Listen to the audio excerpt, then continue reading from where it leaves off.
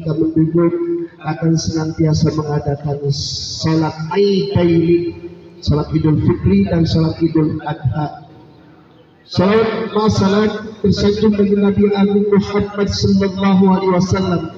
Di atas risalahnya kita duduk bersimpuh, di atas risalahnya kita sebulanan penuh memerangi hawa nafsu kita dari yang halal-halal. Kita mampu menahannya, makan dan minum asalnya halal, bersetubuh kepada suami istri halal hakikatnya. Tetapi pada saat itu sebulanan kita diminta sama Allah untuk bertakwa kepadanya, menahan diri kita dan hawa nafsu yang tadinya boleh, kita sanggup menjalankannya sampai titik pagi ini. Kita disebut orang-orang yang mendapatkan nama minal aidina wal faizin. Amin Allahumma amin. Allahu akbar, Allahu akbar, Allahu akbar, walillahil hamd. Saudaraku, ketahuilah momen hari raya Idul Fitri tidak terlepas dari dua perkara. Dua hal ini tidak pernah terlepas dari kita semua selaku hamba Allah. Yang pertama, ibadah secara vertikal kita menghadap Allah Subhanahu wa taala yang disebut hablum minallah. Yang kedua, ibadah kita secara horizontal, yaitu sesama manusia yang disebut dengan hablum minannas. Hablum minallah kita jalankan dari kita kecil, kita belajar atas perintah Allah dan Rasulnya sampai kita balik sampai dengan sekarang ini. Insya Allah kita masih istiqomah di dalam Allah Subhanahu wa taala. Bahkan puasa Ramadan yang mengukang hawa nafsu yang kita cintai, yang kita suka, kita mampu memenuhinya, dan insya Allah kita bergelar al-muttaqin, orang-orang yang bertakwa insya Allah, yang tidak lain pahalanya, tidak lain ganjarannya adalah surga Allah Subhanahu wa taala. Itulah hablum minallah. Hari pertama kita mulai dengan tarawih di bulan Ramadan, dilanjutkan dengan kegiatan makan sahur di siang harinya, yang tetap berusaha di dalam keadaan lapar dan haus sampai sebulan penuh kita sanggup memenuhinya. Maka kata Allah, wasari'u ila maghfiratin min rabbikum wa jannatin arduha as-samawati wal ardh wa'iddat lil muttaqin.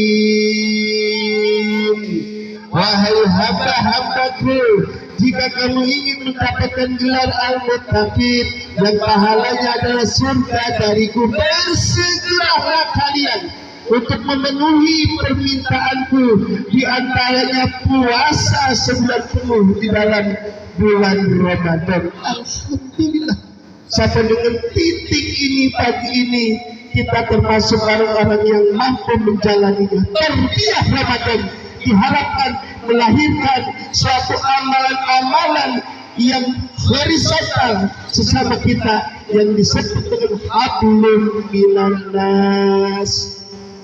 Allahu Akbar, Allahu Akbar, Allahu Akbar, walillahil hamd.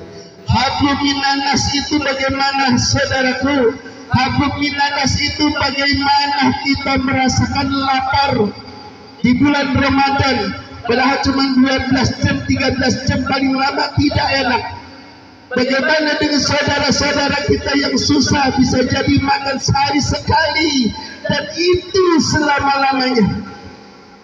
Kita tidak akan mampu merasakan bagaimana sakitnya lapar, bagaimana tidak enaknya haus kalau kita dalam keadaan senang, tidak ada tarbiyah Ramadan. Maka tarbiyah Ramadan diantaranya biar kita tahu bagaimana rasanya haus, biar kita tahu bagaimana rasanya lapar, biar kita tahu bagaimana rasanya kesusahan yang dialami oleh saudara-saudara kita.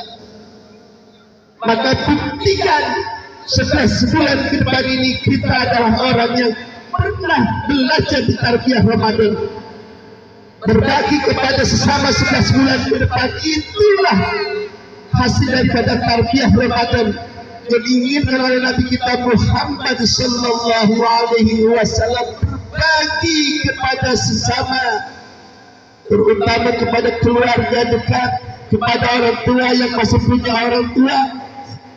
Raih tangannya, hampir cium, bersihkan kita. Kalau hari-hari biasa kita mungkin malu karena tidak terbiasa, hari ini pula merasa malu kita. Tundukkan diri kita serendah-rendahnya di hadapan kedua orang tua kita. Man bara walidayhi tubalahu wa zadallahu fi umrihi. Wahai hamba-hamba, jika kalian berbuat baik kepada kedua orang tuamu, akan aku panjangkan umur kamu dan kamu termasuk orang yang beruntung. Itulah janji Allah. Jangan berat, yang masih punya orang tua jangan berat. Pada hari ini boleh kita tidak makan enak, tapi jangan sampai dengan orang tua kita. Jangan sampai. Pada hari ini boleh kita tidak mampu membeli pakaian bagus, tapi jangan sampai kepada orang tua kita. Jangan. Itu berpesan kepada saudara-saudara lelaki ini. Kalian adalah punya kewajiban penuh kepada kedua orang tua kalian. Jangan sampai orang tua kita menjadi penonton dari kebahagiaan kita. Jangan. Walaupun orang tua tidak minta, tidak mengharapkan, tetapi kewajiban kita selaku anaknya, yang ingin dipanggil sebagai orang yang bertakwa kepada Allah Subhanahu wa Ta'ala. Rendahkan pagi ini diri kita di hadapan kedua orang tua kita. Ibadah kita jangan cuma sebulan Ramadan, seumur hidup kita. Sekali saja kita berbuat maksiat kepada kedua orang tua kita, na'udzubillahi min dzalik, tidak beruntung. Allahu Akbar, Allahu Akbar, Allahu Akbar, walillahil hamd. Fenomena yang terjadi setiap Idul Fitri, kita lihat dan kita dengar, kita perhatikan, bahkan kita mungkin merasakannya. Bagaimana orang mampu melewati pulau demi pulau untuk pulang ke kampung halamannya, melihat orang tuanya. Bahkan yang tidak punya duit, sudah ada kabar, pakai sepeda dia lakonin demi bertemu dengan kedua orang tua. Inilah magnet Idul Fitri yang tidak bisa dihalang-halangi oleh hamba Allah yang punya iman dan kasih sayang di dalam hatinya. Beruntung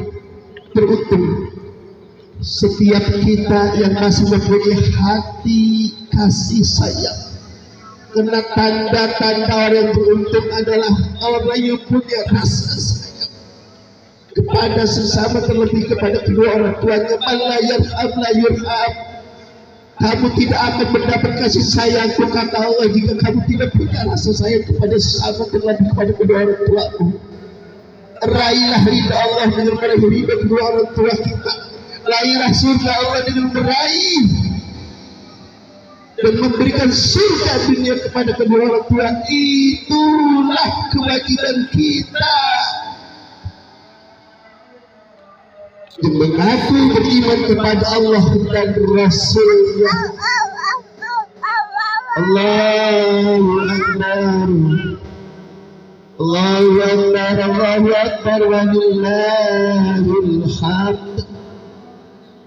Antara adik dengan kakak, atau kakak dengan adik, atau mamang dengan ponakan, atau baba dengan ponakannya, marilah pada kesempatan yang setahun sekali ini tiba, sebab bisa jadi kita 11 tahun kemudian sibuk dengan kegiatan kita masing-masing, atau kita terbiasa untuk melazimkan bersilaturahim. Maka pada pagi ini jangan merasa tua, jangan apalagi yang muda, jangan sombong, datangi keluarga kita. Kita mohon maaf, gak perlu lu yang salah, gak perlu lu yang muda, tidak perlu, datangi yang mampu. Itulah orang-orang yang beruntung kata Allah Subhanahu wa ta'ala. Terlebih apabila kita punya keluarga atau tetangga yang susah, hari ini minimal kita tahu dia harus makan sekenyang-kenyangnya selama 1 hari ini minimal.